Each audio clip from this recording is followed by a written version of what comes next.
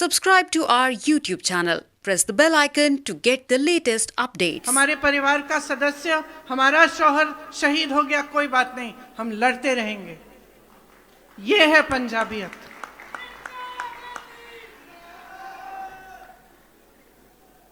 यहां पर आज चुनाव चल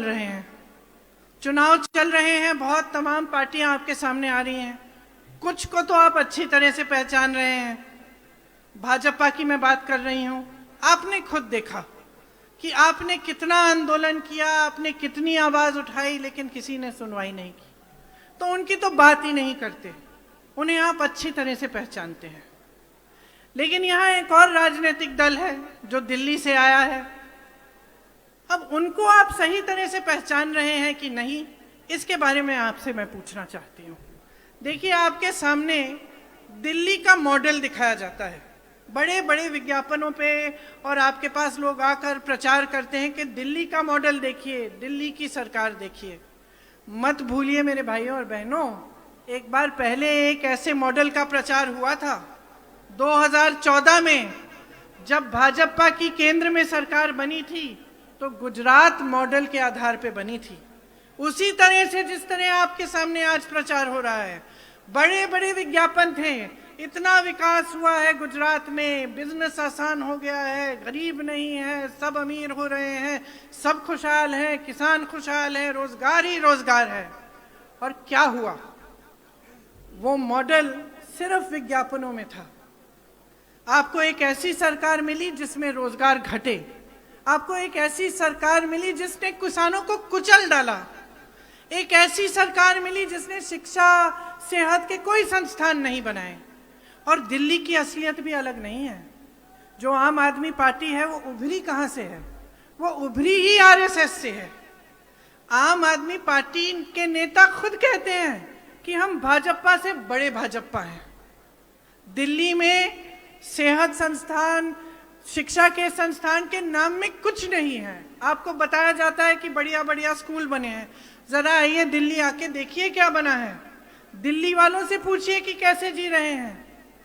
तो आज का जो माहौल है, आज जो आप परिस्थितियां देख रहे हैं, इसमें आपको जो राजनीतिक दल हैं, जो नेता हैं, इनकी असलियत पहचानने की बहुत ही महत्वपूर्ण जरूरत है। जब तक आप असलियत नहीं पहचानेंगे, तब तक आप सही निर्णय नहीं ले सकते। ये सच है कि 5 सालों से हमारी यहां सरकार थी। ये सच भी है कि उस सरकार में कुछ खामियां थी, कहीं रास्ते में भटक गए। वो सरकार पंजाब से चलनी बंद हो गई, वो सरकार दिल्ली से चलने लगी, और दिल्ली में भी कांग्रेस पार्टी से नहीं, लेकिन भाजपा और भाजपा की सरकार द्वारा चल रही थी। वो जो छुपी हुई साठगांठ थी, वो आज खुले में आ गई है। इसीलिए हमें वो सरकार बदलनी पड़ी, इसीलिए हमें एक नई राजनीति आपके सामने लानी पड़ी। हम आपकी आवाज सुन रहे थे, हम जान रहे थे कि कुछ गलत हो रहा है। उसको ठीक करने के लिए एक नई राजनीति आपके सामने आई। उस नई राजनीति में आपको एक ऐसे इंसान, एक ऐसे शख्स मिले, चरणजीत सिंह चन्नी जी, जो आप में से उभरे, जो आपकी तरह हैं। एक गरीब परिवार के मुख्यमंत्री, जिन्होंने आपके लिए 100-150 दिनों में ही इतना कुछ कर डाला, क्योंकि वो आपकी सभी समस्याओं को समझते हैं। वो जानते हैं कि पंजाब की सरकार पंजाब से चलनी चाहिए। अगर आप आम आदमी की सरकार को देखें, वो सरकार जो आज भी जितने भी आप विज्ञापन देखते हैं, उसमें किसका चेहरा दिखता है? केजरीवाल जी का चेहरा दिखता है, एक ही नेता का चेहरा दिखता है। क्यों? क्योंकि अगर सरकार बनेगी यहां तो वहां से चलेगी।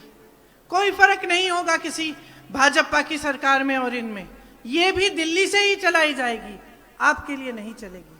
आपको बताया जाता है कि बहुत उपलब्धियां हैं इस सरकार की, लेकिन कोविड के समय देखिए क्या हुआ।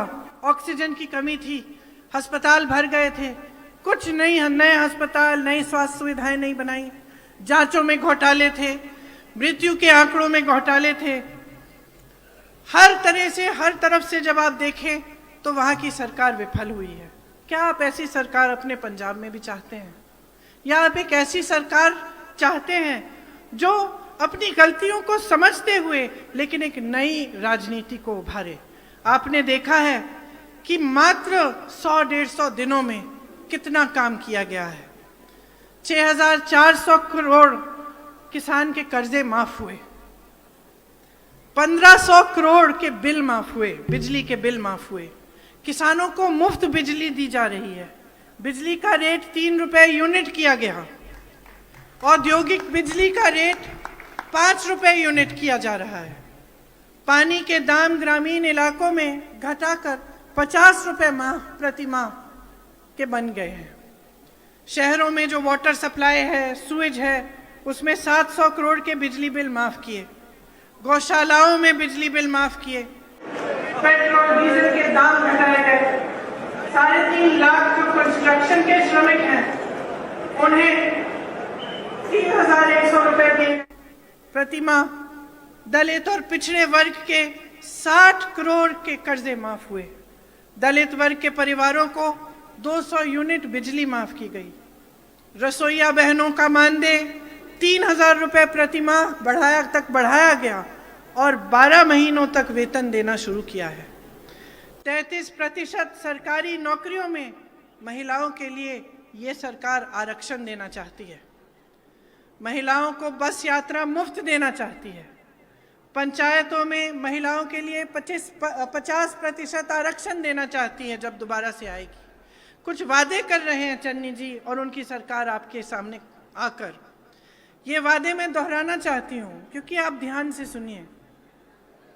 पहला फैसला ये करना चाहते हैं कि 1 लाख रोजगार बनाए जाएं, महिलाओं को प्रति माह 1,100 रुपए दिए जाएं ताकि उनका कुछ सपोर्ट हो, जो गृहस्थ महिलाएं उनको, जरूरतमंद परिवारों को हर साल फ्री में 1 गैस का सिलेंडर नहीं लेकिन 8 गैस के सिलेंडर देना चाहते हैं, सरकारी अस्पताल में 20 लाख तक मुफ्त इलाज करवाएंगे, राज्य रोजगार योजना के तहत पंजाब में के सभी निवासियों को 100 दिन का रोजगार का गारंटी दिया जाएगा, आंगनवाड़ी की बहनों को 10,000 रुपए प्रति माह दिया जाएगा, सरकारी स्कूलों की लड़कियों को स्मार्टफोन और लैपटॉप दिया जाएगा। तो ये सरकार जो इतना सारा कुछ करना चाहती है, ये सिर्फ चुनाव के समय आपको ये कहने के लिए नहीं आए हैं, इनका दिल आपके लिए धड़कता है।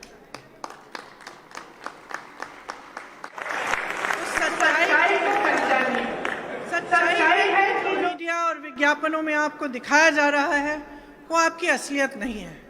सच्चाई ये है कि चाहे भाजपा की नीतियां हों या दिल्ली में आम आदमी पार्टी की नीतियां हों, इससे पब्लिक की कोई भलाई नहीं हो रही है, इससे आपका विकास नहीं हो रहा है, आप आगे नहीं बढ़ रहे हैं।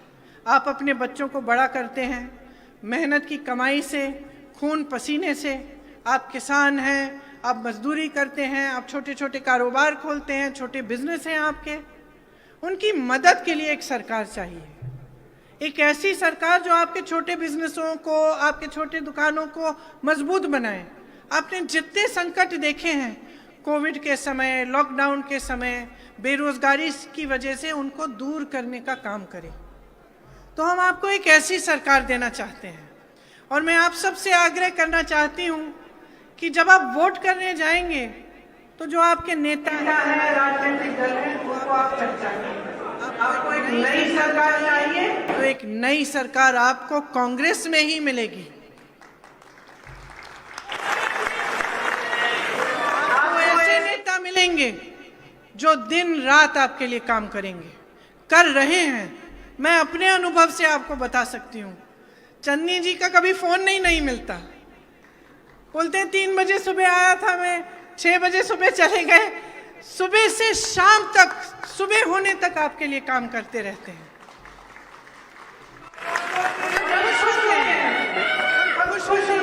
सुनकर कि 3-4 बजे तक आपके लिए काम हो रहा है, उनको एक मौका दीजिए आपके हित के लिए एक सरकार बनाने का, एक मौका दीजिए पंजाब को फिर से मजबूत बनाने का, उस पंजाबियत को जिस पर आप सबका गर्व है, हम सबका गर्व है, उसी को उभार के मजबूत बनाने का। यही मैं आग्रह आपसे करना चाहती हूँ। आपने बहुत ध्यान से मेरी बातें सुनी, इसके लिए आपको बहुत बहुत धन्यवाद।